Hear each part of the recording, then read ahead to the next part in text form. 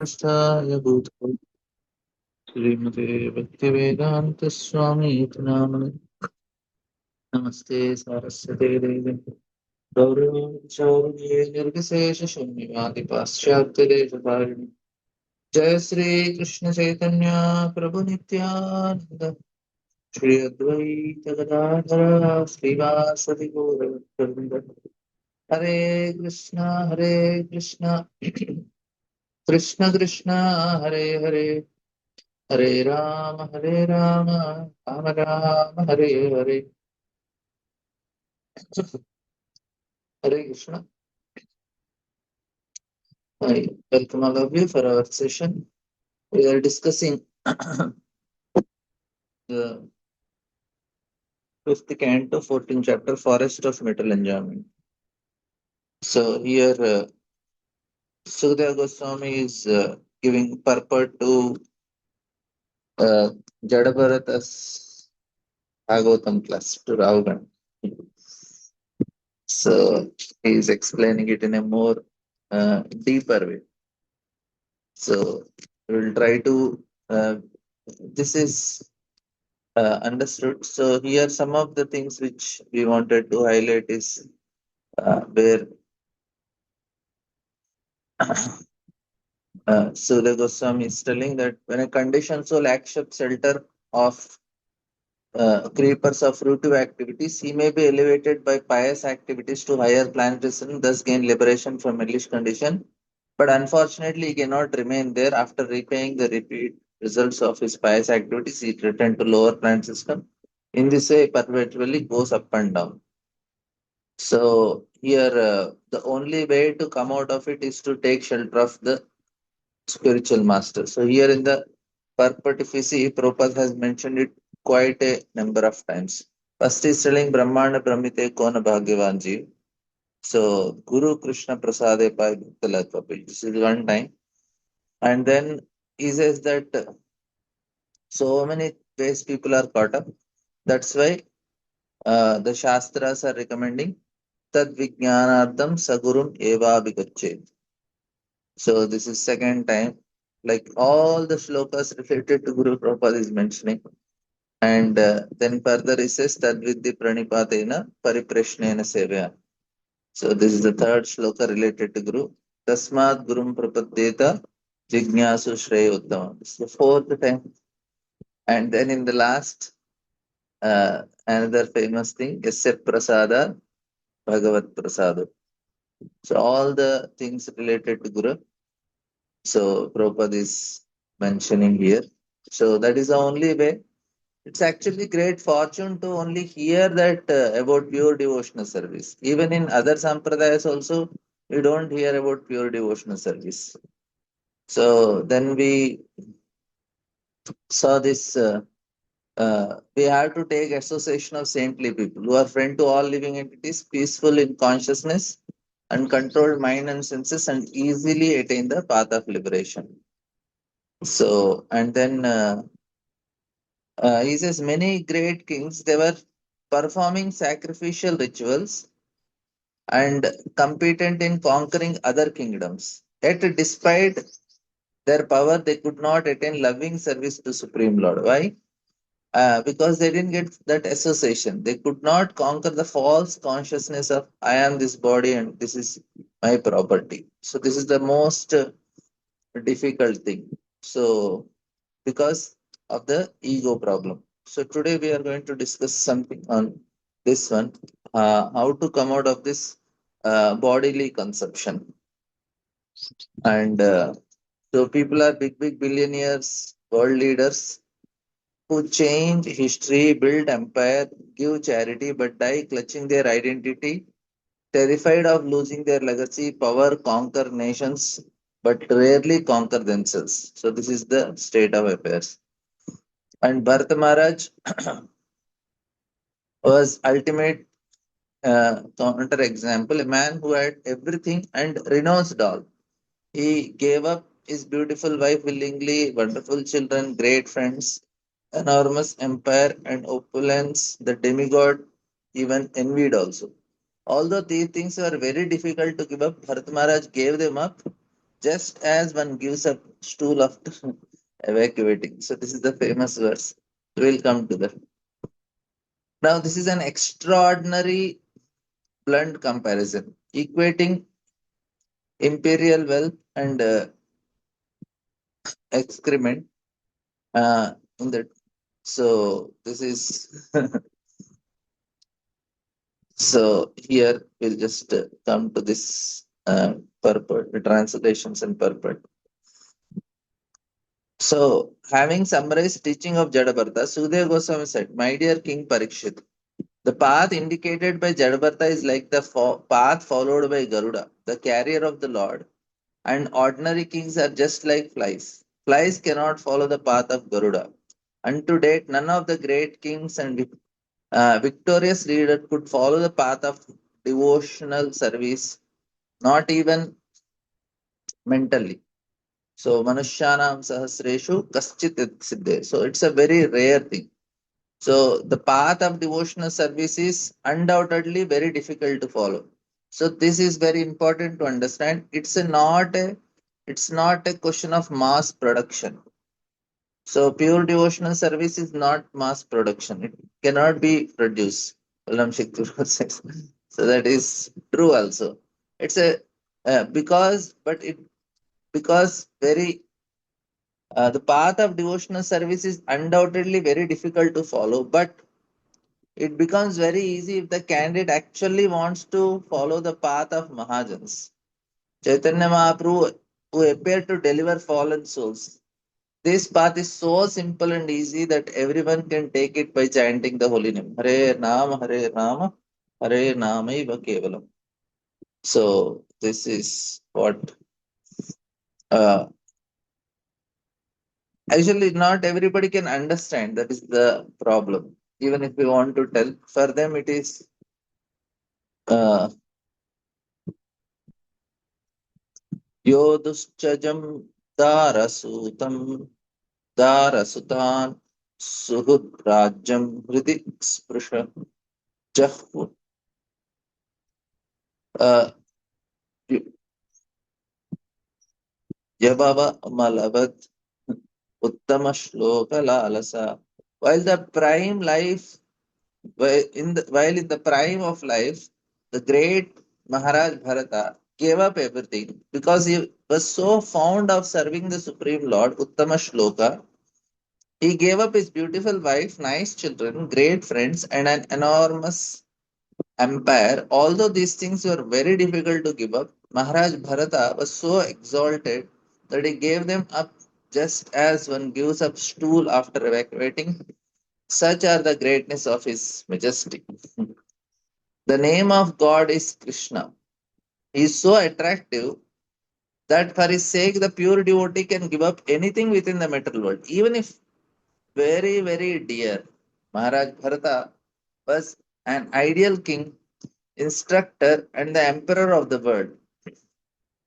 He possessed all the opulence of material world, but Krishna is so attractive that he attracted Maharaj Bharata from all his material possessions. Yet, somehow or other, the king became affectionate to a little deer and falling from his position, had to accept the body of a deer in his next life. Due to Krishna's great mercy upon him, he could not forget his position and he could understand how he had fallen. Therefore, in the next life, as Jadabharata, Maharaj Bharata was careful not to spoil his energy and therefore he presented himself as deaf dumb person.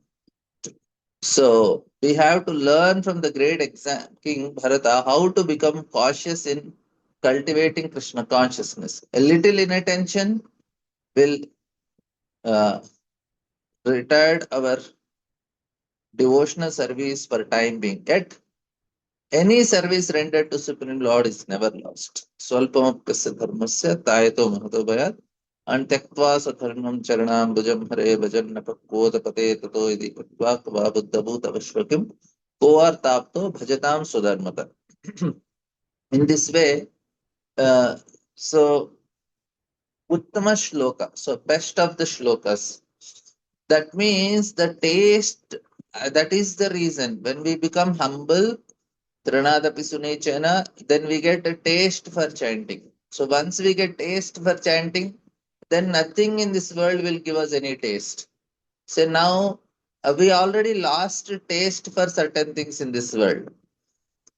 So what taste we used to have previously before coming Krishna conscious, going to theaters, watching movies, and going to hotels and eating food, and so many other going to some sightseeing places, purchasing very costly dresses. So all these things, they are no more any worth. So they are not any taste anymore. So slowly, other things also will be very pale. It won't have any effect on us. Means we'll lose interest in them. But we should not lose interest like Bhoga and Tyaga, because that is like it happens to generally all the people in this world. Like sometimes you enjoyed and sometimes you are rejecting, and after some time again you get a desire. Okay, let me try again. It should not be Bhoga Tyaga cycle. It should be, even though we have it, we are genuinely, there is no desire because there is higher taste coming. So that is the difference. So outside people also have Bhoga Tyaga cycle. They also speak renunciation. Anybody who is going through family life after some middle ages, he'll also get some detachment. Arey, what is this? When will I come out? So I have seen also. So one time I was uh, uh, going to a goshala to get milk. So there when Mataji used to there, she left her corporate job and was taking care of cows and all. So then uh, natural tendency is that we go and speak about Krishna. So I used to go for milk, and then they used to give, that is from directly cows, very nice cows and all. Now they close the Goshala. So I used to speak some proper our philosophy and all. And she used to literally cry, oh yeah, detachment, this material world is such a suffering. My husband is like this, my daughter is like. And I used to think, wow, now she will become devotee. And after 1 month, nothing changed. Then everything remained as it is. I was thinking, array, so much detachment is there, but they are not ready to take to Krishna consciousness. Why? Because that is Bhoga Tyaga cycle is common in this world. Everybody gets detachment, but it is not because of higher taste. So this is a difference we have to see. Detachment comes, but no higher taste. That detachment is the phenomena of this world that we should understand. It is not because of getting higher taste. So, but here what is explained is Uttama Shloka Balasa. So the best of the shloka. Lord has six opulences. So Krishna's repetition is still expanding. So here Prabhupada is writing, every important individual within this world must have heard of Krishna, especially due to Krishna. Even people who do not lie and want to suppress the movement are somehow or other chanting Hare Krishna. So anyway, Prabhupada is talking that Krishna's opulence are there. He is glorified by Uttama Shloka. Yeah, this is the uh, most important thing is we should get a taste in the association of Krishna. That's why it is possible. So,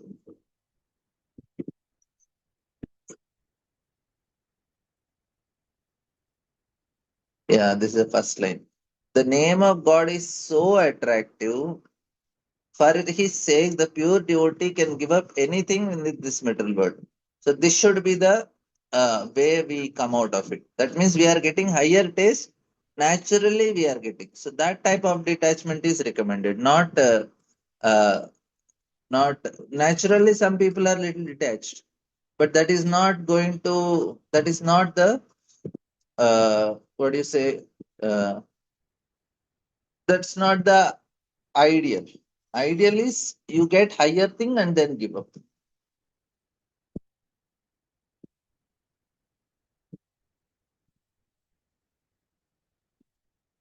Sukadeva Goswami continued, my dear king, the activities of Bharat Maharaj are wonderful, He gave up everything, difficult for others to give up. He gave up his kingdom, his wife, his family, his opulence, and was so great that even the demigods envied it. Yet he gave it up. It was quite befitting a great personality like him to be a great devotee. He could renounce everything because he was so attracted by the beauty, opulence, reputation, knowledge, strength, and renunciation of Supreme Lord Krishna. He's so attractive, Krishna is so attractive that one can give up all desirable things for his sake. Indeed, even liberation is considered insignificant. Actually, this is a very important point. What happens is once a person is getting attracted to Krishna, na, then he is interested in the process only, not the result. Please try to understand. Say, I am doing chanting, hearing, reading. So you get so much taste that you are interested in this activity only, not interested in result. So that means person gives up all, bhukti, mukti, and no all bhukti, mukti, and all these siddhis. So all these things are automatically are given up. That means karma, jnana, and yoga. So we are not interested whether we'll go to spiritual world or not, whether I get liberated or not, whether I'll be happy in this world or not, because he's getting so much taste in the activity. So the process only is so satisfying. That is the advantage. Rajavidya rajaguhyam pavitram idamuttamam susukam kartum avyayam. You are understanding? The process itself is so that now what you say, okay, I want to see Krishna. So initially want to go to spiritual world, then you don't feel, Arey, what I will do spiritual world? Means you will not even get the thought. You say, if I get darshan of Krishna one time, I'll be very happy. Then you will work so hard to get darshan of Krishna even once. Then after that you feel, but what about Rupa Goswami? I want to take darshan of Rupa Goswami. Then you will start so sincerely chanting and hearing so that I get darshan of Rupa Goswami. Then you think, oh, but Narottam Das Thakur is also there. Na? Okay, let me chant his prayers and do bhakti so that I get. So you'll be so much, we'll be so much attracted to these personalities that we are just caught up here only. We want Narottam Das Thakur, we want Rupa Goswami, and then Chaitanya Mahaprabhu, Nityananda Prabhu. That's all. We are just caught up in these personalities that will not even think of going to spiritual world. That means the person is getting taste. He is becoming so humble. Arey, what is my qualification to go to spiritual world? I am not at all qualified. I am not able to. No, then he starts crying for Krishna. Oh, Krishna, I am not at all qualified. How can I come to spiritual world? Then he starts praying to Rupa Goswami, oh Rupa Goswami, when will the day come? Then Narottam Das Thakur, he'll be singing the songs of Narottam Das Thakur again and again with so much feeling, with so much devotion. And then he'll be praying to Prabhupada because he will not feel I'm qualified only to go to spiritual world. I just have to be with these personalities, serve them, please them, pray to them. So heart is becoming more and more soft. You're understanding. So the process only you are caught up. Then you don't think of whether I'll get liberated, whether I'll will I miss the bus, will I go to spiritual world. That thought only will not come then. We are just that type of devotion we can see in Vrindavan. So they are just crying for Krishna. Unless we cry for Krishna, no, we cannot enter into Goloka. That is not possible. We can make so many. Vaikuntha is possible with whatever devotion people are doing very sincerely. But Vrindavan is not possible like that unless a person sincerely cries. So this is the challenge. Our heart is so hard, it will not cry. It is crying for so many material things. And then there is so much stage, then automatically we are not interested. Somebody comes and says, okay, you have this 10 crore property. He will look at it as malavat. It looks like stool only for him. So that is the advantage. Anything in this material world is, what is he giving? I want to cry for Krishna, why this person is disturbing me? The person may think, why are you crying? You want something? He said, no, I just want to cry only. So that is what is. And they are doing, array, two Govardhan parikrama, one parikrama is sufficient in a day. Why they are doing two parikramas in a day? Because they are crying for Krishna. For them, it becomes natural. They think, what can I do other than this? I can only cry for it. So this is the state person has really, all the Goswamis, Hey Radhe, Vraja Devike, Jalalite, Hey Nanda Sunokata, and no, they're crying Goswamis.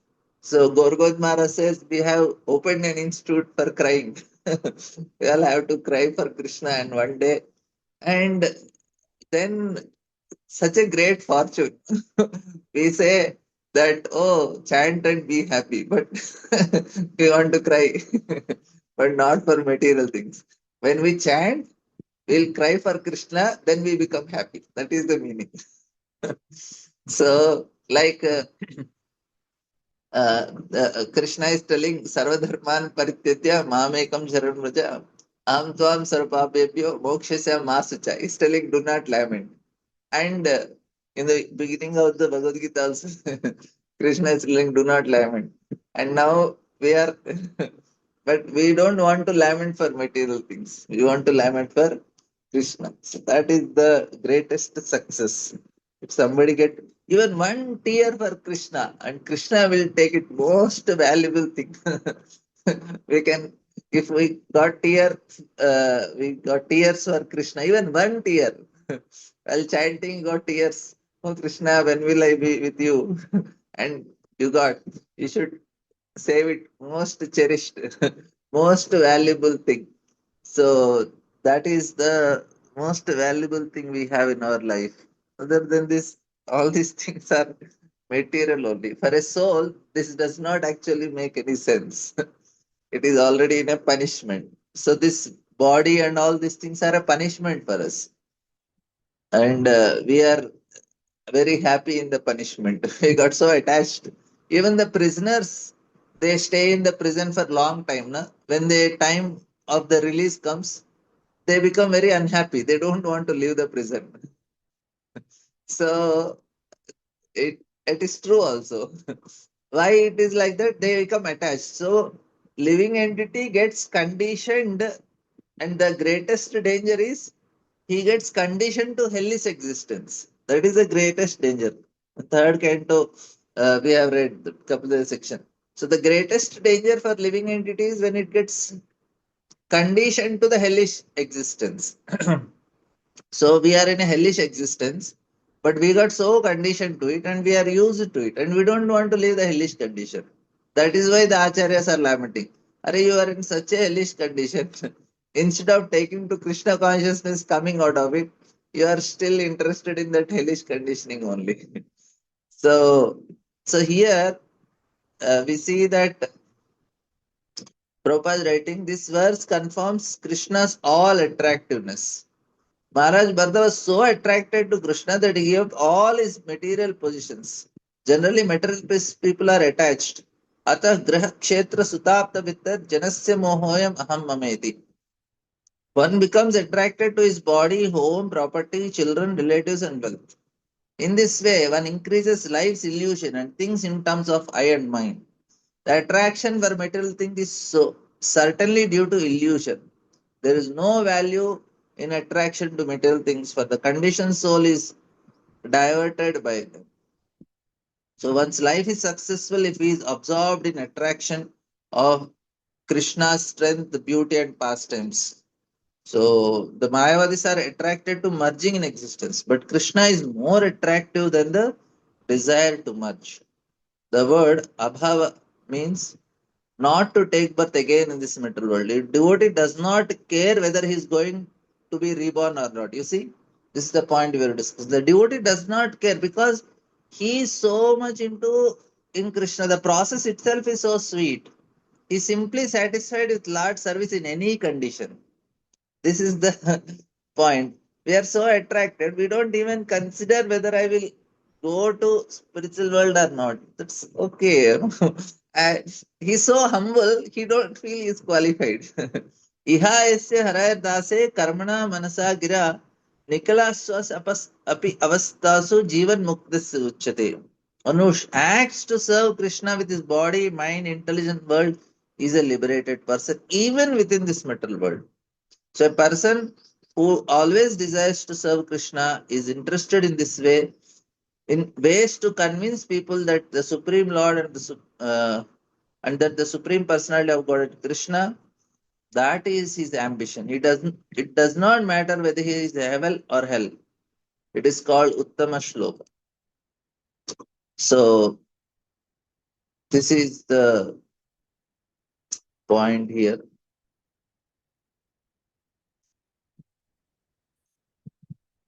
Even though the body of a deer, Maharaj Bharata did not forget the Supreme Lord. Therefore, when he was giving up the body of a deer, he loudly uttered the following prayers. So this is the prayer which he uttered.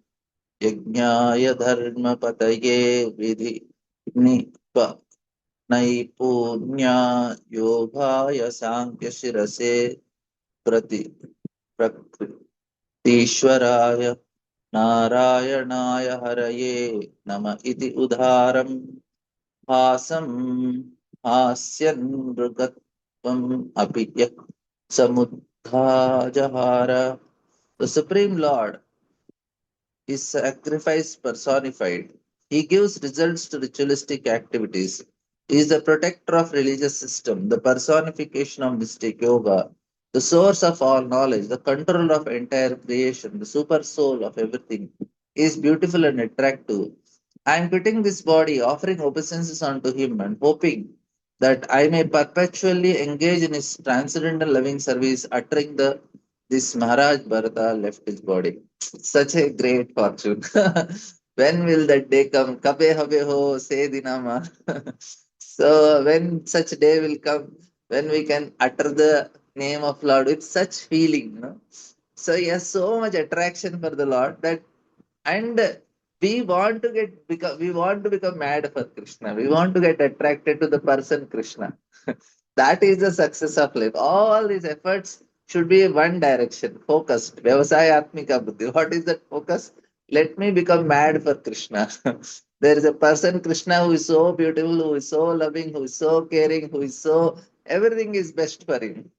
And relationship with is best. And we want to get attracted to him. That is the point. So the entire Vedas are meant for understanding of karma, gyara, yoga, fruitive activity, speculation, knowledge, mystic. Whatever way a spiritual realization we accept, the ultimate goal is Narayana only. The living entities are eternally connected with him via devotional service. So this is Ante Narayana Smriti. Etavan Sankhyogaabhyam Swadharma Parinishthaya Janma Labha Parapumsam Ante Narayana Smriti. That's all. So so this is Bharata Maharaj. He actually he was born in a Brahmana family after he left his body off. And although Bharat Maharaj appeared in the royal family, he became neglectful and took birth of a deer because he was very uh, conscious within the deer body. He took birth of a Brahmana. So in this way,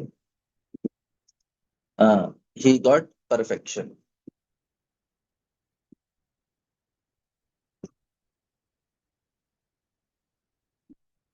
So here the next sloka says that dear devotees interested in hearing and chanting regularly discuss the pure characteristics of Bharat Maharaj and praise his activities. If one submissively hears and chants about the all auspicious Maharaj Bharata, one's lifespan and material opulence certainly increase.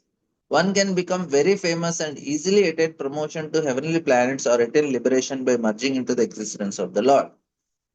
Whatever one desires can be attained simply by hearing, chanting, and glorifying the activities of Maharaj Bharata. In this way, one can fulfill all his material and spiritual desires. One does not have to ask anything else from these things for simply by studying the life of Maharaj Bharata. One can attain all desirable things. So yesterday, in the I give podcast in Hare Krishna TV. Saturdays is my slot, but sometimes so there I gave on karma. So one letter came in the chat box. So one Mataji, she asked a question that what happened to her is it's a very tragic story for her. So she lost her fiance. Means she was supposed to get married to a person, and 1 month before the marriage, that person died. And what she writes is that I had been in relation to for this with this person for last 16 years. So we were knowing from 2010, and our marriage was fixed in November 24, and 1 month before this person dies. So now she asked that is there any possibility that we are so long together when we are about to marry and this person died 1 month? And she says that if I am reborn, will I be able to meet him again in this life as life partner? Now, the point is that uh, here, when we are reading this Falastuti, all desires are fulfilled. It should be fulfilled in this way. I wrote an answer. So this is little. I'll just read my answer. You can. So I said, what you are experiencing is the result. This is my answer to her question, whether I'll be able to reborn and be with him the next life. And is it because of my karma? I said, you are experiencing is the result of both his and yours, both his karma and yours, arranged according to Vidhi, the Lord Brahma, who governs the unfolding of all souls' destinies. And then I wrote, the Lord graced your life with profound beauty and meaningfulness, experiencing now in this. Okay, I will copy for you so I can read. I'll again delete. Why I'm writing, why I'm telling this? Because this is about the Falasuti. All desires are fulfilled. So I'll just, I will delete it. Just, I will read for you. And then so,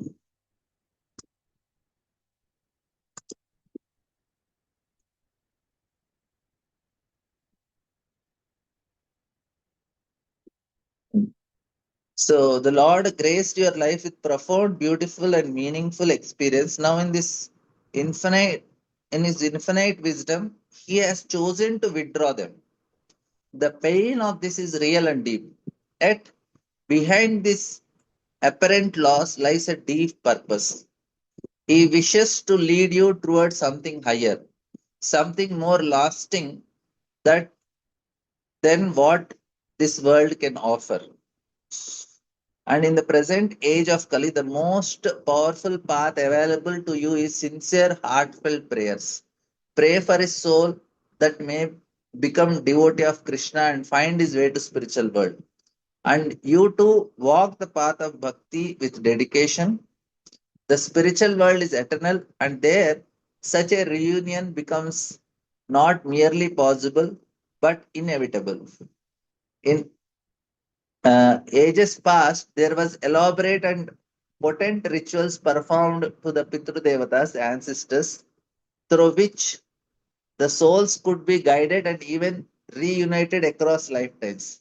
But those methods belong to a different era. In this age, they are no longer accessible with authenticity. If someone claims today that they can perform such rites and achieve their results, know that they are in all likelihood deeply mistaken or worse, deceiving you. The better and truer path is this: surrender the situation to Krishna, pray to Him sincerely to reunite you both in this life or next, in whichever way He sees fit. With Krishna's grace, nothing is beyond reach. He can arrange whom no human, with what no human efforts can. Take shelter of him. Trust and love offer at the feet is never lost. So this is the answer I sent for the question that is asked. So here we see the Falastuti. Why I'm telling is Bhagavatam is giving even material things also. In this way, one can fulfill all his material and spiritual desires. One does not have to take anyone else for these things. For simply by studying life of Maharaj, one can attain all desirable. So Bhagavatam can even fulfill material desires. So we can give solutions. If somebody has problem, he says yes. We can read Bharata's section. He will get devotion, detachment, and material things also fulfilled. So all things are possible like that. So the forest of metal existence is summarized in the 14th chapter. The word Bhavatavi refers to the path of metal existence. The merchant is living entity who comes to the forest of metal existence to try to make money for sense gratification. The six plunderers are senses. So this is all what we have discussed. All the animals, this, that. So we will just yesterday some of the points were not discussed. So I thought I will elaborate in thing which I promised. So we will just revise what we have discussed yesterday. And before that, I will just summarize this chapters. One few more points are remaining. I will just uh, complete this final conclusion, and then we will go for the. Uh,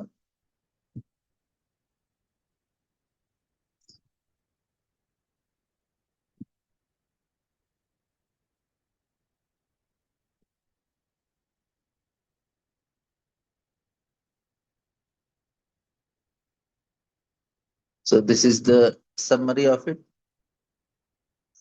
So ultimate promise by hearing this story, and this is what is Sukadeva Goswami's statement.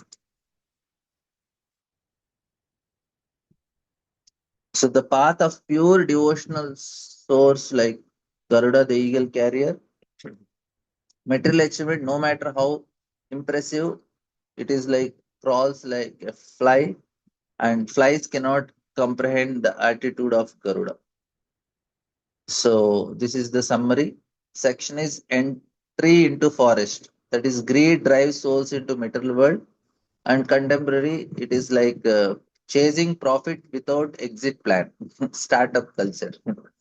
And six plunderers as steal senses steal all spiritual resources, and we compared it monthly subscription draining our savings, and family as tigers, and attachment to family creates deepest bondage, and nuclear family replacing spiritual community. So instead of staying in a spiritual community, we have to stay. Gold as swamp light. So wealth attracts but traps. So billionaires dying miserably. And sleep as python, wheel of time. So unconscious living and divorce life, death is unstoppable. So for us, what is happening? 23 hours of autopilot daily and terminal diagnosis changes all priorities. This is actually what is happening here. And false gurus, spiritual markets of deception, and we have wellness influencer industry. And this is a big market, wellness industries. And so much every day people are telling, okay, this fitness, that fitness, health and food and all these things. And monkey pattern is jumping body to body via sex desires. And here several relationships, and also um, jumping from one job to another job also. Bharata's renunciation is true happiness in devotion. So anyone who has found genuine purpose in life, and Garuda versus flies, devotional path versus mental achievement, and it is like traveling to spiritual and material things. So one last thing from this is that the conditioned soul travels the dangerous path, and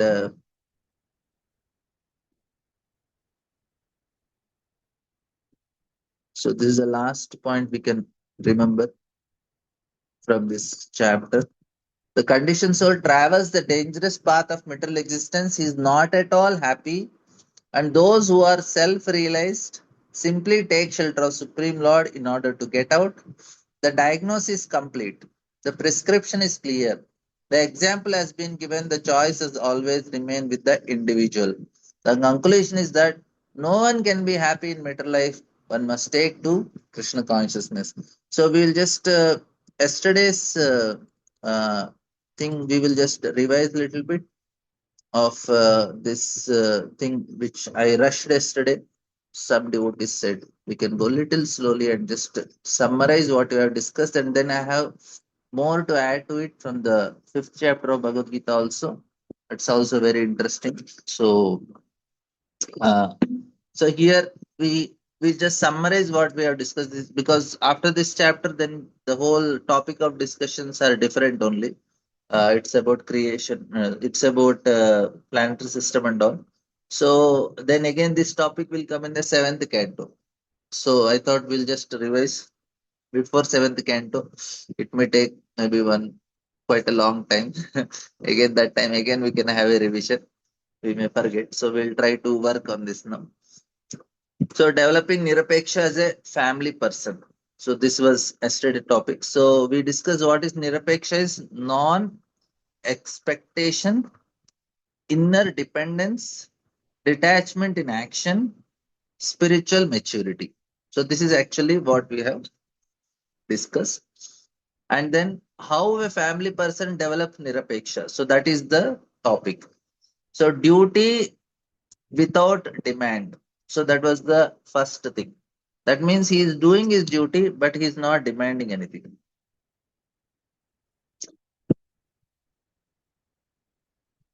And they must fulfill obligations towards spouse, children, and family. But the key is fulfilling those duties without internally expecting others to do the same thing. So this was the first point. So fulfill duties, whether others do or not, it should not be concerned. So there is not many inner concerns. So that is the first thing. Duty without demand. Second is acknowledging independence, releasing attachments. So a family person naturally depends on others and others depend on them. So this is simple reality. Now the practice is not to deny this dependency, but to fulfill one's role freely without emotional bondage to others' reciprocation. So this is the main point. First one is no expectation. Second one is we have to without emotional bondage. So the relation should be there, but no emotional bondage. So that is the main point. And then the third thing is spirit of sannyasi. So even a householder can carry the inner spirit of sannyasi. This inner renunciation is available in any ashram, any life status. It is not about external appearance, but about the interior state of freedom. So the freedom should be experienced within, right? And I will see if I can make notes for this. Notes come then.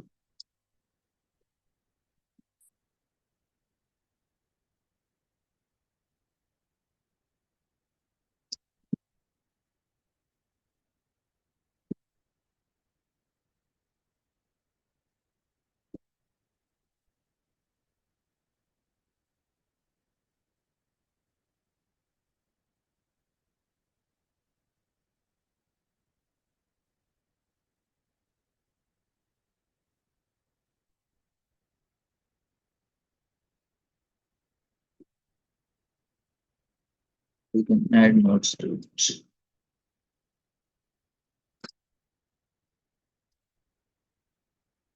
So we will not, this is a very important understanding.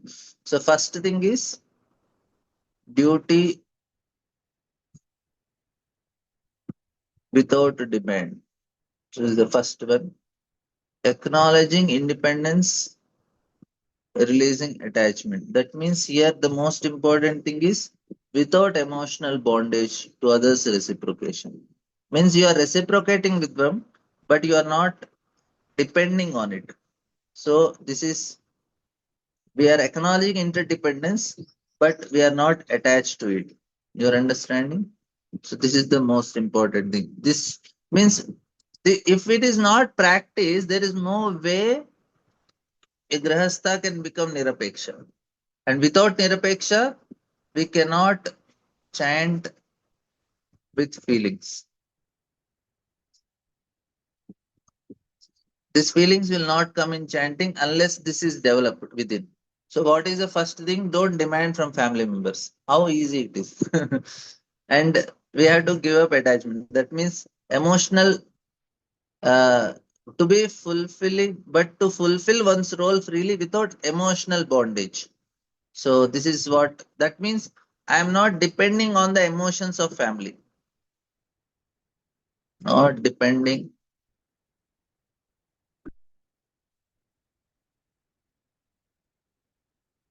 emotion. That means, like, when I come home, my wife should come and talk sweetly. My husband should reciprocate. Now, your reciprocation is Krishna only.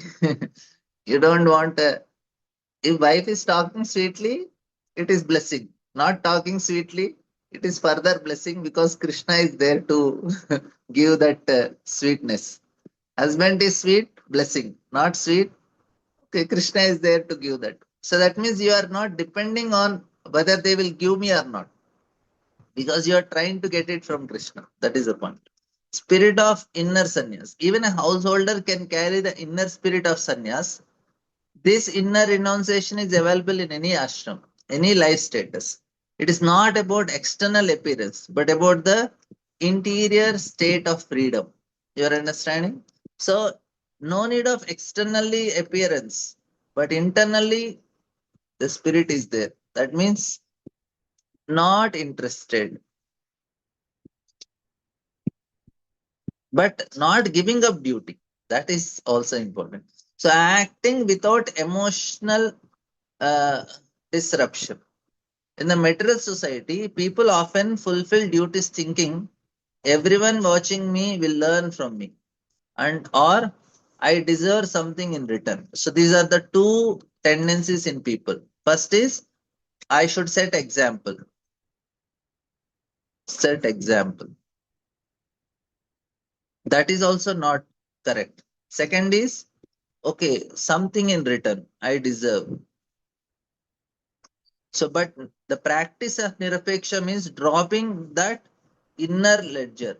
No emotional upset when others fall short. So, if others are not following the standard, we will not have any problem. So, this is such a great blessing. That means even if others are not, array, I do everything right, proper in my life, but somehow my wife and children are not doing it. No problem. That word will not come only. My husband and my children, no problem. No emotional upset when others fall short. I am setting example, or I deserve better. I deserve better things. Uh, actually, some chastisement if you are making, you say, "Arey, your wife and children deserve better than the person like you." So, but that is not what we should do. Offering all emotional state to Krishna. Pain, grief, longing, these are not suppressed. They are brought to Krishna as a form of service. This is the highest application of Nirapeksha. Using every emotional situation as an offering, not an obstacle. So this is very, very important thing of all the things. So we should talk to Krishna and explain. I am not good in it, but somebody will be good. They can talk. So then we have discussed this point. This is all yesterday I have discussed, just a revision. Uh,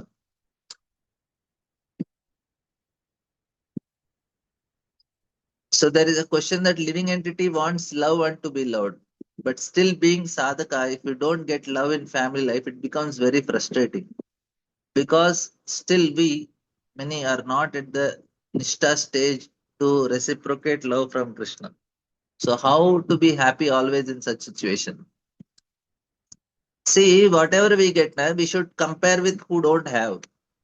Like you are having wife and children, something is available, then you should compare with ashram brahmacharis or sannyasis. Poor fellows, they don't have even this much also. At least in the house, somebody is there. He will give me some food. At least they will ask me, "Are you hungry? You want to eat?" Then compare with brahmacharis or sannyasis. Nobody asks them. They just manage themselves. So compare with them. You are already having luxury. You have your own place to stay.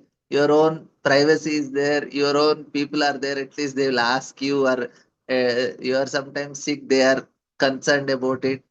Something is there. What about them? They are doing it. So we should always compare with somebody who is not having, and then we should take that as, array, how they are able to do it without this. Let me also do it. So if we have that as an aspiration, then we'll not have problem. We'll say, yeah, that is good. If they can stay without all these things, why am I like this? Why am I holding all these things? I should also become one day like this. So even Nista is not there, but we have people above us who are doing it. So that should be the source of inspiration. We should go in that direction. Hope it is. And it must be too heavy answer, but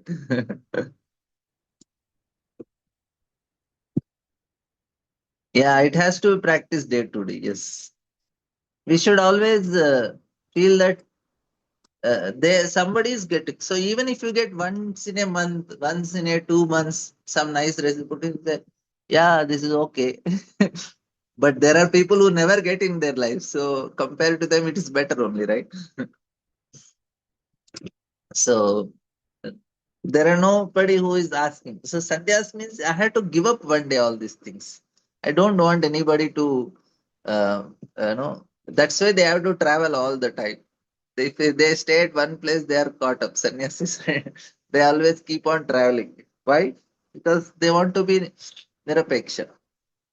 So then we have discussed this about surface renunciation, which is tyaga, and deep renunciation is sannyas. So the surface renunciation is simply giving up fruits of labor.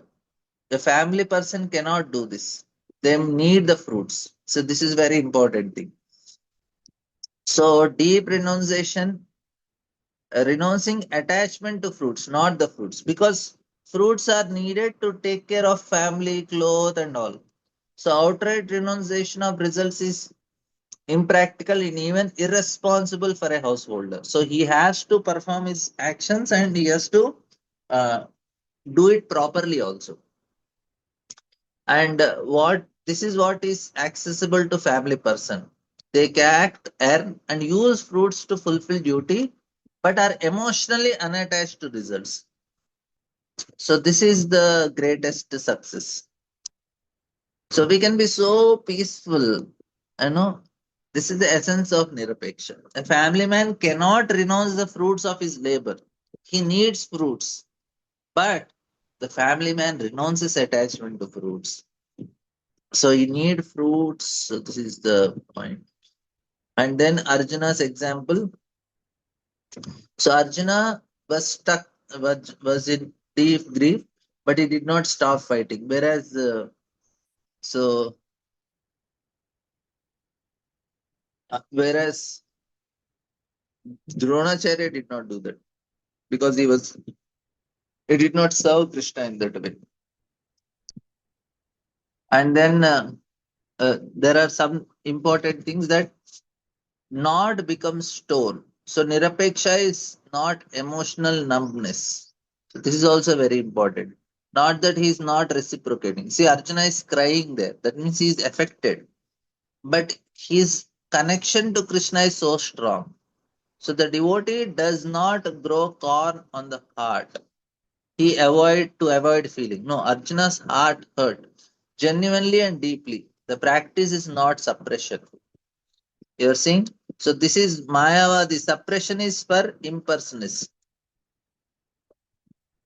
So impersonalists do suppression. So for them, that they think is what is the path. For Bhakta, no. They have to get the pain. If the emotions are properly, you know, properly diverted. So they should have emotions because spiritual world is full of emotions. Spiritual world is full of emotions. And this world is Jada Jagat. It is does not have proper emotions. So if I want to go to spiritual world, I have to develop the spiritual emotions. So that is the challenge. So without developing spiritual emotions, we cannot enter into spiritual world. So that means emotions are not bad. Making them into spiritual is the challenge. That is the point. So the soft heart, the true devotees have a soft heart, one that responds to the pain and suffering of others. So,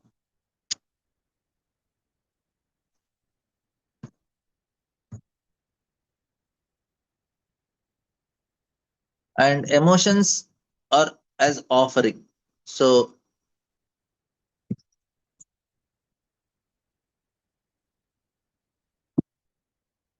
just a second, there is some power cut. So, I think every day it is going this kind.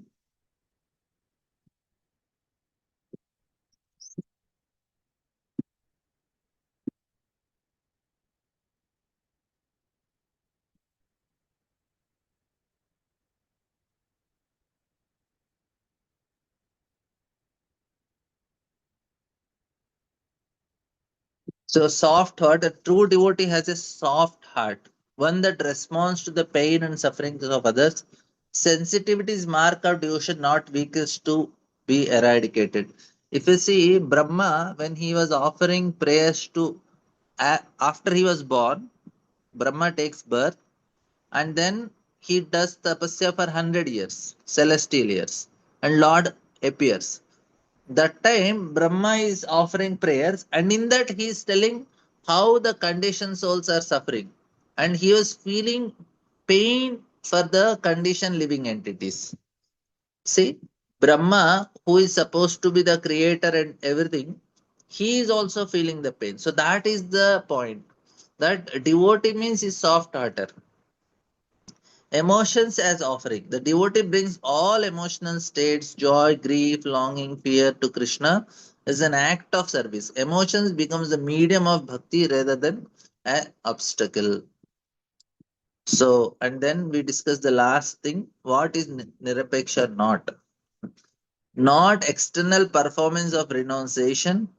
Krishna directly, Krishna explicitly condemns detachment that is performed outwardly, definitely refusing to accept results, acting restless or conspicuously indifferent. He calls this fanatism or stupidity, or this is also called mithyachari. So, not external, not irresponsible. A family person who uses nirapeksha as an excuse to abandon duties misunderstands the teaching entirely. The duty must be fulfilled. The practice is internal attitude. If a grahastha does his duties very nicely, automatically his mind becomes very pure. Mind becomes pure. And he can focus on holiness. So that is not a problem. If he is doing his duty, must be fulfilled properly, then his mind is becoming pure. Otherwise, it is getting contaminated. So that is the point. See, any contamination will give us another body. Say if somebody is want to steal and enjoy the property, he will get a body of a rat. Rat now always comes and steals. So this mentality of stealing and eating others' property, which is not of yours, then immediately you are creating a subtle body which is of that mentality. And then what happens? The natural nature reciprocates. It will give a body which will do that activity all the time. So we are uh, attracting such bodies by performing that actions. So we have to be very careful. We should always do things in a right way. Uh, Wrong action in any way is creating another body because that is damaging the mind. So if you feel that after seeing me people should be afraid, then Mother Nature will give you a cockroach body. So many people are afraid of cockroach.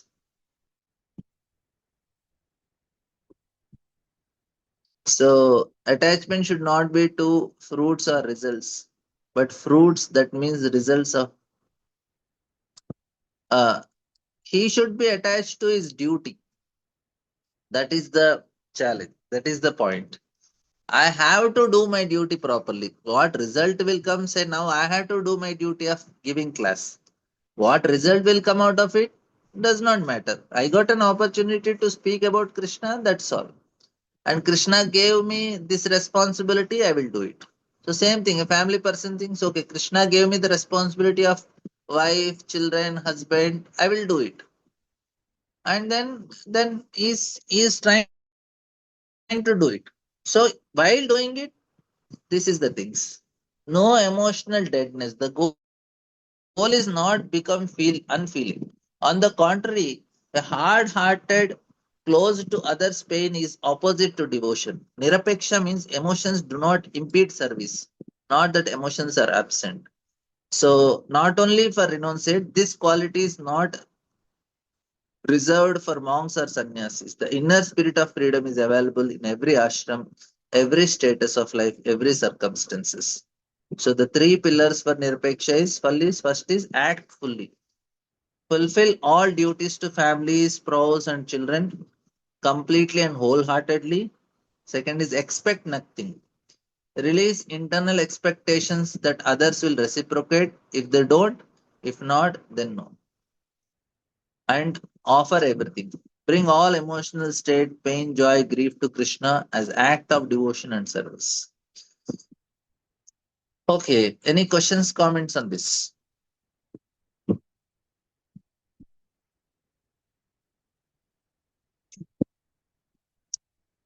Yes, Gelmat.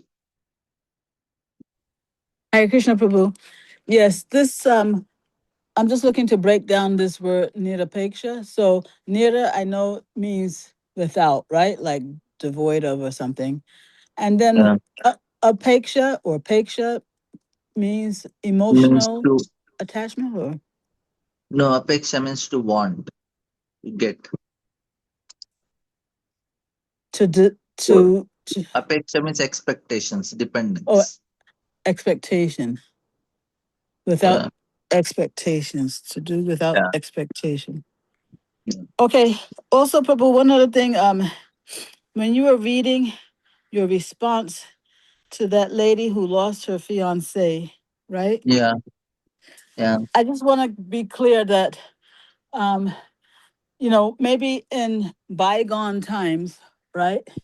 I think you yeah, were saying in your response that once ago you could perform maybe some rituals or something so that you can meet the person, that same soul in yeah, yeah, subsequent lifetimes, right? But yeah, but these days that's like practically not possible, right? yeah, yeah, And um, so we have these common experiences where people have this immediate attraction, like between strangers, like um, a chemistry is there that sparks up so instantaneously, practically, right? yeah, So and people normally attribute that to previous relationship from previous lifetime. So is yeah. that sentimental or is that a real thing? It may be possible, but we may not know because only Brahma knows. He does because it is the what do you say? Some type of mood, some type of personality. What do you say? The formation and all that may be attracting, and that is Yeah, because of karma also. And we may not know exactly he's the same person or not. That is not possible to be known. yeah. Maybe big astrologers can predict it, but it need not be all the time. Sometimes it may be possible also. Yeah. Because And uh-huh. previous ages na like Pururava, he wanted to meet Urvasi. So he performs this yajna and goes to her planet and he meets her. So those things are there in the previous ages, but now it is not there. So it's Yeah. something. Yeah. And when you say it could be karma, that means it just could be my karma or a karmic reaction to meet a personality of a particular nature, Ah, yes. and so that I could have that experience, but it's not necessarily Even that because person also has the karma to meet you. right, right, but it doesn't mean that they had necessarily a relationship in the past. No, no need, no need. And that's why Yeah. they say that they are made for each other. Yeah, So that is right, the they're made karma for is each made other. for each other. Karma is made for each other. That's right. Their karma is made for each other, right? Yeah.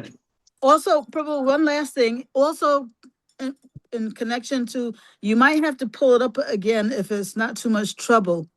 You know, and there was, I missed the very last line of your response to that lady.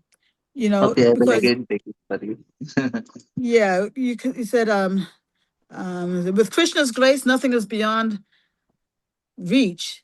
And then after that, I missed out. He can do something with effort or something. The very last line. No, Okay, next to last. The penultimate line. the better and truth path is this: surrender the situation to Krishna, pray to Him Mm-hmm. sincerely to unite you both in this life or the next, in whichever way you see fit. With Krishna's grace, nothing is beyond reach. He can arrange what no human efforts can. Take shelter of Him and trust that love offered at His feet is never lost. Okay, so let me just read. Um, he's saying, wait, hold on. He's saying, this is the part right here. He can arrange what no human effort can. Okay. With Krishna's grace, nothing is beyond reach. He can create, okay, take shelter of him and trust that love offered at his feet is never lost. So, therefore, if she prays, right, Yeah. depending upon what Krishna wants, what Krishna deems is best for both of them, he will either arrange for them to meet in a subsequent life or he may not. She has no idea. Actually, if he chants sincerely prays, na, then she will lose the detachment. She will lose the desire of meeting him only. That is the point. Hmm. If she sincerely practices bhakti, she will feel that why I want to meet him. I want to meet Krishna only. So even in but among devotee friends or devotee couples, right? Because Yeah. you hear both things. We hear both things, right? That we will definitely be reunited in the spiritual world. What is the meaning of that? It is. We say Sentimental to. again? We just say to inspire them. We are not sure who is that personality. We never saw them. This is some sentimental attachment we have with the person. But when it comes to spiritual personalities like Rupa Goswami, Prabhupada, or our spiritual master, with them Yeah. that is applicable, but not with everyone like this. My wife, my Oh, children, like that. yeah. It's not And just because if you not become just devotee, because na, we're then you will not be devotees. interested only on all these things. Hmm. Will But not be interested. If you are so much becoming attached to Krishna, then you will feel that is so silly. What am I asking from the Lord? Wherever that person is there, then you'll not feel any difference between this living entity and that living entity. Now we have difference. He's my son, my daughter, my husband, my wife. uh-huh, We see the uh-huh, distinction. We see the distinction of the souls based on our uh-huh. bodily conception. Why he is my wife, she is my wife or husband? Because I consider myself with body, but when you consider yourself a servant of Krishna, then you don't see any relation. It does not make sense. Like why Prabhupada left his family. When his For him, all the souls are same only. All souls are his children only for Prabhupada. Like all the devotees, they came, disciples. So he didn't see any distinction between my wife, children. When their wife and children, when the son comes and tells financial situation of house is not good, I want some money. And Prabhupada asked Tamal Krishna Maharaj, do you have any money? Tamal Krishna Maharaj says to Prabhupada, Prabhupada, we don't have money.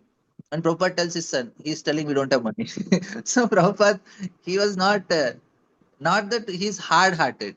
He knows that I cannot just distinguish like that. I have to, for everybody is for me same. He's seeing at the level of soul. He's not thinking, oh, this person is my son, he is born from me. Prabhupada is beyond all these things. No, it did not mm-hmm. affect him much. Your understanding. Yeah, yeah.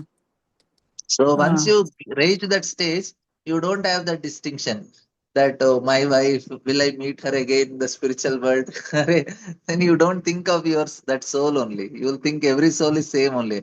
She is my yeah, wife because I have bodily conception. Once you come out of bodily conception, there is no wife, children. You don't consider only. You'll see everything as spirit. So, and you are yeah, interested in delivering everyone. yes, yes, yeah. Thank you so much, Prabhu. So we have, yes, Premalatika Mats. Hare Krishna Prabhuji Dandavat Pranam. Prabhuji, Then actually, what you told that we, as a Gruhastha, we have material desires, and that I cannot deny at my stage, because although I am practicing Krishna consciousness, I have a wonderful family, a very cute little boy, a, a husband who is very caring and who is conducive for my bhakti life also, who provides everything, whatever is required for my spiritual upliftment and for my material needs. So it's but natural that I am attached to him. So my question is, Prabhuji, as a practicing devotee, as a sadhaka, I don't ask anything material from Krishna for me. But as a mother, as a wife, I tend to ask from Krishna that Krishna, what please bless them whatever they desire, so that can increase their faith in you. They also get attracted to you. So that is what I ask for my family members. So is that wrong, Prabhuji? Because ultimately, while practicing Krishna consciousness, only shelter is Krishna. That is what is being taught and what is being acclimatized by all of us over the period of time. My question is my prayer wrong for my family members? That is my question, Prabhuji. actually, you have to always ask Krishna for everything for your family. That is the process. So the point is, like for your child, you every day, every time pray to Krishna. For your husband, you should constantly pray to Krishna. Then what happens? Along with your attachment to your child and husband, you will get attached to Krishna also. And eventually, after few years, when your child is grown and all the things are done or your responsibilities, then the standard thing that remains is your praying to Krishna will remain, your attachment to Krishna will grow. And that is the way to come out of this. So you have to go through the attachment, and along with that attachment, you should start parallelly developing attachment to Krishna by regularly praying to him, by regularly hearing about him, every time taking shelter of him to Krishna. So that is the way to come out. It's not that you start developing detachment from your son and husband. That is not the way it is explained. You have to have attachment, but parallelly develop attachment to Krishna. Then what happens? Krishna's attraction will be so much that slowly, when your son grows and he becomes settled after 20 years, you will feel there the taste will not come that side, because now your son is grown up, is responsible, he is doing his things, he has wife and children, and your attraction to Krishna will increase. And that is the way it should be done. So no need of renouncing anything. Clear, Mataji? Oh, you are not there.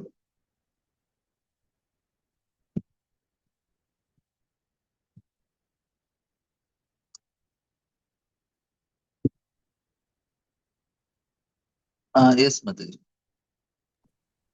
Yes, just following up on your response to Mataji just now, I just feel like we I still need to hear that distinction once again between, because you said, she should not be renouncing attachment to the family, but there's a healthy attachment and then there's the unhealthy attachment. So can you just again make this distinction?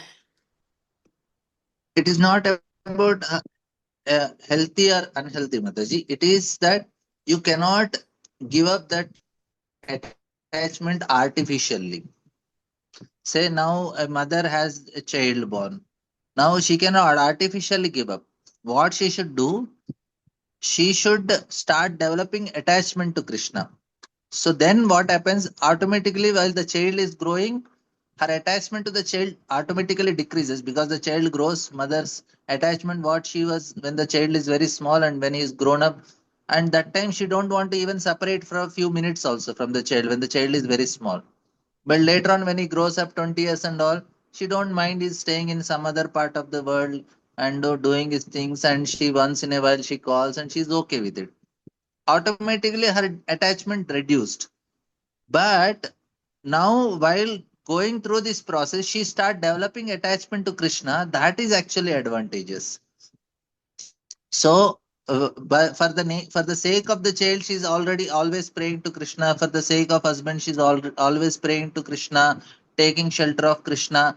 So then that will become the default nature. Then she start depending on Krishna, and then her attachment to Krishna will start increasing.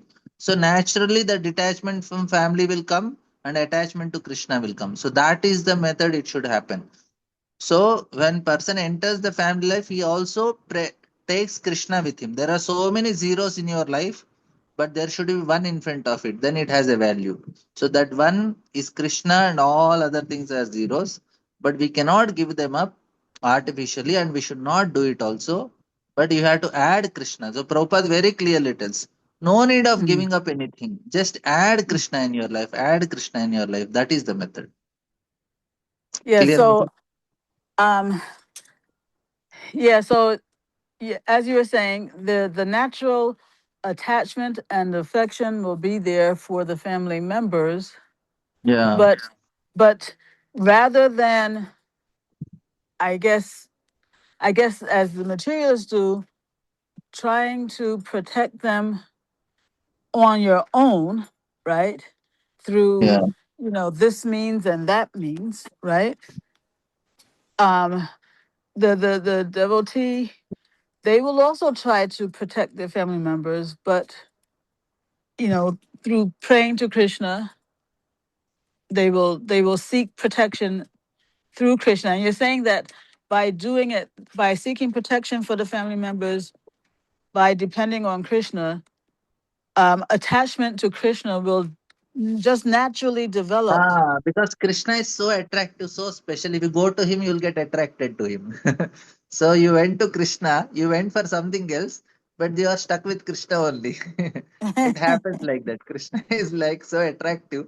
Even you go with Krishna with anything, akama sarvakama mokshakam udar.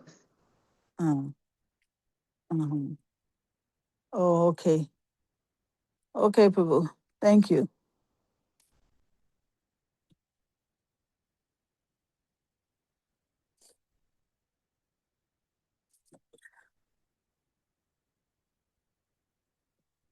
Clear? Yeah, I don't know if you were speaking just now. I Oh, heard you. sure. I So heard that you is the recite yeah, the. that is the speciality of Krishna. Sorry, there was Mhm. some call in. Yeah, yeah. I heard you say sarva. A karma, sarva Kama karma. sarva kamo. Yeah. Anyway, Yeah, you I have don't. to go to Krishna. Yena kena prakarena. In whatever way, we go to Krishna and be with Krishna, and Krishna will take care rest of the things. My family, Krishna will take care. My husband, Krishna will take care. My health, Krishna will take care. So anything we go to Krishna only. So then what happens? The Krishna is attractive, he will hold you. And other things will go, Krishna will be there. Mhm. So by the end of our life, we are with Krishna alone. Nobody is there for us. Okay. So such a great advantage. Yeah. Okay, Prabhu. Thank you. Vrindavan Gopal Prabhu. Hare Hare Krishna, Guruji. Thank you very much for a very nice presentation. So, Guruji, I have a question regarding to that one point regarding acting without emotional disruptions. So, while discussing that point, like in that notes, it is mentioned that when we are fulfilling our duties, so naturally, like we have that thing like everyone is watching me. Like we are trying to set an example, right? And sometimes when we are a position of a leader or when like people looks towards you, so that time we are trying to act properly, and we'll also have an expectation if people should so because when we act perfectly, when we act properly, then they will also observe us and they will also try to be act accordingly. So, but I think in that discussion it came like when we are like acting so when we are performing duty with that attitude, so that is also not a conducive, right? So, like how in that situation when how to we ourselves set example and the same time how to not have that attachment, whether other will follow me or not follow what we are doing. Okay, how to be No, no. detached. When it comes to office and all, Prabhu, that is a different thing. That Mhm, is a responsibility mhm, to for you to do it, and you have to set an example, and you have to expect from your subordinates that they do it. mhm, That is must, because you are in a responsible position, and that is why you are paid for. You are mhm, getting payment to get it done only. You cannot say that. But when it comes to the results, mhm, and you need the results also, that is also there. So office, we have to be proper. We have to do it perfectly because we are paid for it. And sometimes you have to show anger to the subordinates so that they have to perform the activity. That is also not wrong. And if you are doing your professional duty, you should be so expertly doing, so absorption with so much dedication. Like Arjuna was ready to kill people, and he's killing people not in tens, and he's killing people in thousands in Kurukshetra battle. That means he was professionally perfectly doing everything without any compromise. Is killing because that is his job. But when it comes to the results, and if suddenly, in the middle of that battle, Krishna tells Arjuna, no, come on, Arjuna, wind up, we'll go to some other place. Forget about it. Arjuna will be completely ready. I know for him to Karna was the rivalry from the beginning. And to kill Karna is like the one of the purpose of Arjuna's life. And he want to always prove that I am better than Karna. And when the final battle came, and when Karna was his wheel got stuck in the earth, and he was not with his any armor and weapons, that time Krishna tells, now you kill Karna. Now it's actually a big challenge for Arjuna. For Arjuna want to prove I am better than Karna, and now he has to kill Karna in a when he is in a helpless state. So now Karna also says, Arjuna, what is this? You are not following any rules. You are telling you are such a great warrior and killing me when I does not have a chariot, when I does not have weapon. No, for Arjuna to do that activity is very difficult. That Arey, I want to prove that whole life he is meditating that I want to prove I am better than Karna. And now you have to kill that person in such a way that people will blame you for rest of life. Arey, you thought you are such a big person, you will kill Karna like that, and what have you done? You just killed him when he was helpless state. Arjuna was ready to take that blemish because Krishna wanted it. That is what is surrender. So he's not attached to the result. Even though he was meditating on it, he was so desperate to prove. But Krishna said, no, you give up that attachment. And Arjuna gave up. So professional, we will do very professionally.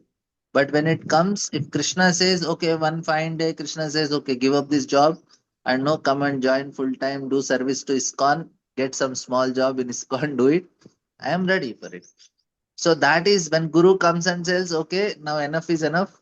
Now I have some very serious mission in life. You do it, and that's actually what all these devotees who joined Prabhupada they did. They did not think of their career. None of the initial devotees were thinking of their career.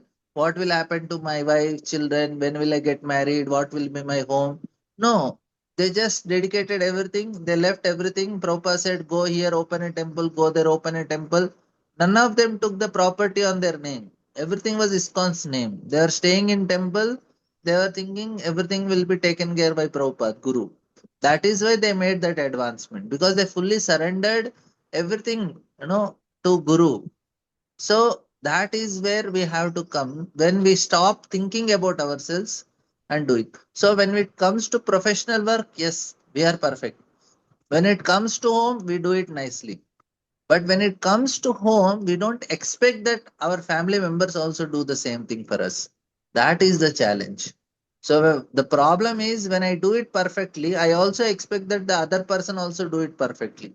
So where the problem comes. Hope I answered. Yes, yes, sir. Thank you, Prajit. Thank you for very nice elaboration. Same as Hare Krishna, Dharan Pranam, Prabhuji. Thank you so much for such wonderful thoughts and your realized knowledge, actually. So grateful to you. So, Prabhuji, my question was like, uh, we see in devotees' life, there are certain situations where devotees only tell that you should check Vastu, you should check astrology. So then taking complete shelter of Krishna uh, on the other side, and some senior devotees also guide you like that. So then what should be the our response to that? Sometimes we feel that we are surrendered to Krishna and let Krishna take things the way he wants. But then devotees say, no, Prabhuji, ऐसा नहीं होता कि there are certain things that you have to see that vastu ठीक नहीं है तो इसको ठीक कराओ आप. Or you check astrology also. So then is it not getting deviated from taking complete shelter of Krishna? Can you just throw some light? See, uh, Vastu and all, na, it's a science. You should understand that very clearly. Hmm. Uh, Say if you are putting your house according to Vastu, that means the wind movement in your house should be proper, the sunlight should be proper, so Hmm. that you will get proper ventilation. It will give you a good health. Hmm. So if you have proper ventilation in house, proper lighting in your house, according to Vastu, basically it is trying to see that the wind is blowing a certain direction, it is coming through your windows and doors and it is going out properly, sunlight is coming, and no, you are hygienic and all these things are there. So Hmm. what happens is that is in a level, it is going to give a proper mind because wind movement actually directly affects our mind. Hmm. So you should, if you are in a very nice, say, if somebody is very sick, chronical illness, then they say you should go to some very, hill stations where nice wind and environment health is there. Like Prabhupada went to Rishikesh when he Hmm. was sick. Why he went there? Because there is proper fresh air, fresh things. So it helps you to have a good mind. So when Hmm. your mind is very good, peaceful, then you will become peaceful. Then you can chant the holy name, perform bhakti nicely. Relationship in the house are good because everybody is peaceful because the environment is good. So Hmm. Vastu basically is a science which will help to keep mind peaceful. So anything that is told in the astrology, all these Vedic sciences, na, they all focus on keeping the mind healthy. So Hmm. even astrology is also basically same thing. If you have a partner who is similarly matching with your nature, Hmm. then it is going to give you a Health. peace of mind. Hmm. So that's why you tell arrange marriage. Why arrange marriage? In arrange marriage, you are arranging the horoscope should have equal things. They should be matching. Hmm. In love marriage, what is the problem is uh, you are attracted to the person because he is having an opposite nature. Hmm. Opposite poles match. They Hmm. attract each other. So if you go for arranged marriage, then there you don't go with opposite nature. You go with the same nature. So in opposite nature, you'll get attracted for some time, but after some time you start fighting because they are opposite in nature. Correct. But after some time it does not match. But in same nature, initially it is a little difficult, but slowly, both are of same nature, they continue. So that is why astrology is important for marriage. Vastu is important because it's all connected to mind. But for us, if it does not is not there, also we depend on Krishna because we don't have option. Like you have to stay in a place which does not have all these things.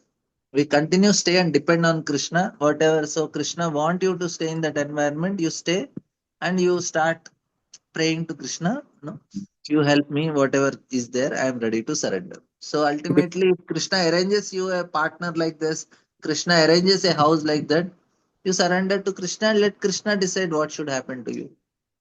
Very nice. Beautiful, Prabhu. Thank you so much. Naresh. Naresh. Dil Mataji, you still have question? Yeah, one more, Prabhu. Yeah, when you were talking about, I know you just answered one, Prabhu, about this, but earlier you said that we should not be thinking about setting an example. And I understood your answer just now that we do our sadhana, whatever it is, and without attachment to others following our example. But I was just thinking that as responsible people in a family, right? Yes, Yeah, they may not follow us, but we should have it as our duty to set example, or no? of course, we should do it. Yeah. Yeah, and it is our responsibility to set example, right? But don't be attached to that setting example because they may not follow our example. Yeah, no, we should not be attached to them following the example, but we should be attached to setting the Yeah, example, yeah, no? definitely. Yes. But Yes. also, we can only set an example according to our level of advancement too. I cannot set an example that's beyond me either. Yes, of course. We have to setting example is basically following dharma. See, whatever dharma you have to follow, you do it. That's all. According to my capacity. Yeah, my capacity and your dharma. Like you are meant to do certain duties. You just do it. Whatever is prescribed for you. To the best of my ability. Yes. I mean, in other words, I might not be able to meet the standard, that gold Yeah. standard or whatever, but Yeah. whatever I can do, that's what Can I, do. that's Yes. that's the direction I'm working towards. Yes. Okay, thank you, Prabhu. Okay. Thank you all very much. We'll end here. Grantara Srimad Bhagavatam ki jai Srila Prabhupada. Joy.